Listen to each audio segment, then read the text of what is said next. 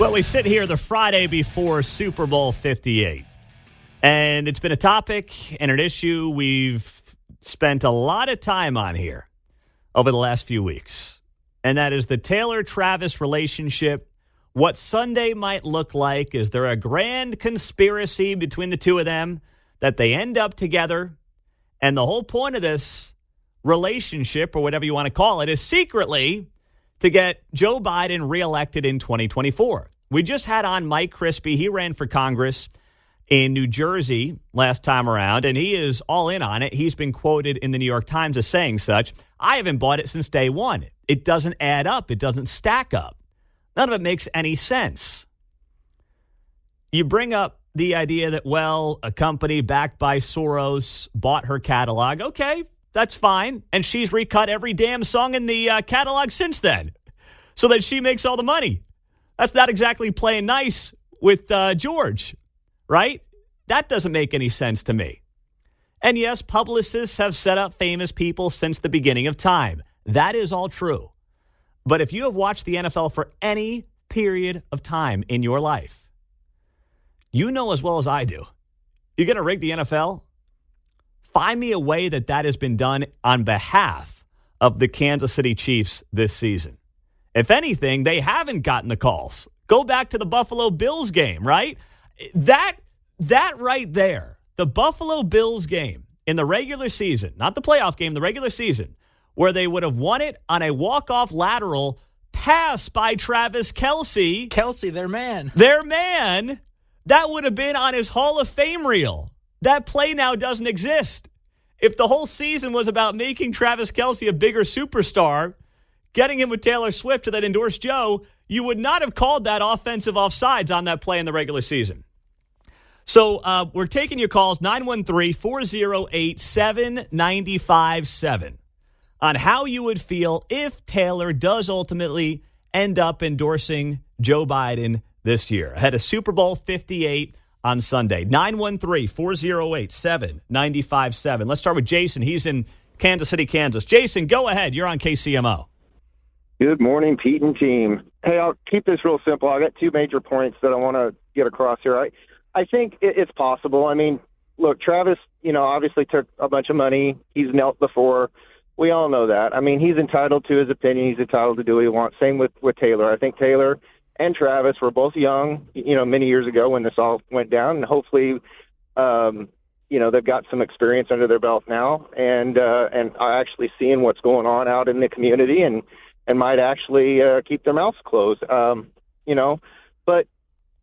honestly, the thing is as a conservative, when I talk about that, I've actually, had family members, a couple that are Democrats, and just by me mentioning that, I think that, Taylor and Trav could come out for Joe Biden. It's quickly turned into, so you think it's a grand conspiracy. I'm like, no, I just think that in the past, they've done some things that indicate they're liberal and they're Democrats. And how would you feel if they end up doing that?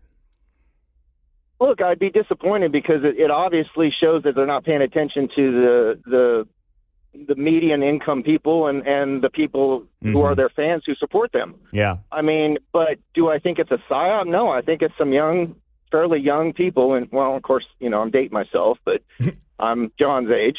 Yeah. And I know we're still young at heart, but, I think it's just young people that are caught up in their bubble. Caught up in the bubble. Yeah, are millionaires and don't run in the circle that Pete, you and I and Mark and John run in. Yeah. All right, good deal. Good deal, Jason. Thank you, brother. Appreciate you. Let's go to Stephen in Kansas City. Stephen, go. Hey, happy Super Bowl weekend, baby. Come on. Let's go. All right. Well, greetings to our former oppressors. Let's take them out for some barbecue or something. People used to think Taylor Swift was a conservative. So, I mean, this is a repeat of the Jimmy Fallon deal where all of our liberal friends browbeat him into insulting Trump. Taylor, she has to sell to Republicans and to Democrats. I don't know why she would why she would endorse Joe Biden, other than just she's getting all sorts of heat and pressure from other people. I don't think Travis really cares one way or the other. It's 25-1 that Travis proposes on the field, so that kind of makes me wonder. I'm kind of agnostic about the conspiracy thing being Trump trained Steve, but I'm not gonna downplay her if she gets engaged or endorses Joe Biden. Mm-hmm. It's just she's be getting browbeat by all the liberals because you have to do something. Donald Trump is going to be president, going to be elected, and you are going to be complicit. That's what they're going to say to her. Don't you think that's exactly what it's another Jimmy Fallon all over again? I think that there is great pressure on her that's being put on her to do something, but I do not believe for a second that it's anything more than that. I actually think it looks quite pathetic that you have Democratic politicians already begging for Taylor Swift to help them 9 months out. That tells me they know they have a very weak candidate on their hands trying to get reelected in 2024. Mike in Kansas City, go. You're up. Yeah, I don't think that your audience or that group is going to be affected either way about her endorsing or not endorsing Biden.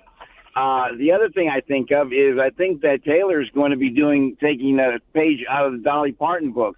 She's going to stay out of this stuff because, Dolly Parton militantly stayed out of politics because she says people buy her records, no matter what side of the spectrum they're on. Yeah. And I think that's going to go by. Now, the British people and the other people are looking at it through woke glasses that, if somebody's woke, you got to oppose Chick-fil-A or whatever the situation, the cause of the day is, and that everybody marks in lockstep without thinking about it. The people of your audience, a lot of people who even support Trump and everything, don't see it that way. And a lot of us, we don't see it as a right or left issue. We see it as an up or down issue. We see it as elites versus the masses. And I think the masses are interested in, feeding their kids and, working and stuff, and they couldn't care less about any of this other stuff. Mike, thank you. Good deal. There you go. 913-408-7957. Ashley in Kansas City. Ashley, you're on KCMO. Good morning. Hey, good morning. How's it going? We're doing great. How about you? What are your thoughts here? We're good. Well, I have an 11-year-old, and, she's been a Swiftie fan for years. And she and I are both huge Trump supporters also. But we think you got to keep it separate, Entertainment and politics, they just don't mesh. Now, what if Taylor did come out? You mentioned you're a big Swiftie, your daughters are, and listen, I've got 2 daughters, much younger than yours. How would it make you feel when it comes to being a Swiftie and your daughter? And would you feel differently about it, or would you just be disappointed? No. I would never feel different about her because she's a great role model. And, I don't care if she votes for Biden or Trump because I like her music. Yeah. Different.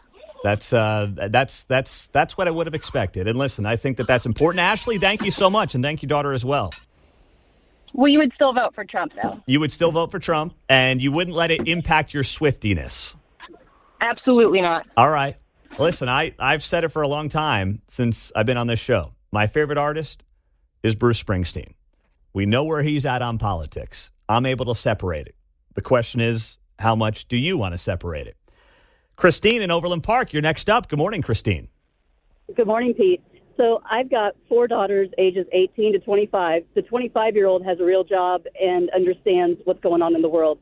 The 18, 19, and 21-year-olds are still supported by their parents, and I think that they love to watch TikTok and do regular teenage girl things. I would love it if somebody got them out of that bubble and made them start thinking about politics. I, of course, love Trump, but I do think everybody should be able to have their own opinion, and I do think that's part of the problem right now is we want people to, to believe what we believe, and we should be able to let everybody have their views. But if it starts a conversation for that younger generation and they start to look at things and think about bigger issues, I think that that's a great thing. So you think, Christine, if Taylor Swift came out in favor of Joe Biden, it could actually lead to a net positive where suddenly young people are maybe looking at politics and looking at the world differently and thinking about this stuff beyond just mindlessly following what Taylor Swift tells them to do? Well, that's given them the benefit of the doubt, but I am hopeful, and I think that some of them would.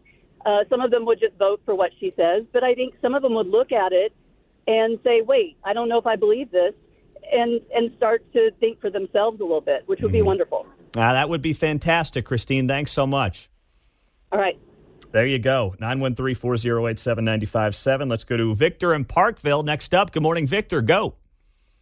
Good morning. Hey, Brits, how's it going? You know what? I'm a veteran as a 63-year-old white male whose favorite artist is Genesis, from Trespass to Lamb Lies Down on Broadway. I couldn't give two shakes of a rat's tail who Taylor Swift endorses. And if she wants to endorse Biden, it's a wasted endorsement because with his latest reveal of his cognitive decline, he won't make it past a month. And if he does, I would be shocked. So you think even if he wins, he hangs him up in February of 25, and that's it anyway, so it really doesn't matter? No, he's not going to make it. With this latest reveal from the special counsel's report about his cognitive decline, I think the Democrat Party is going to do their best to push him out through Amendment 25, force him to resign or find something. He cannot function. It has been evident for months and months, for years, actually. Mm-hmm. So I don't know why people voted for him in the first place. It's now coming out. It's obvious that he is not capable of running the country now, let alone for another 4 years. All right. Victor in Parkville, thank you very much there, brother. We appreciate that. All right, we're going to put this sucker in the books.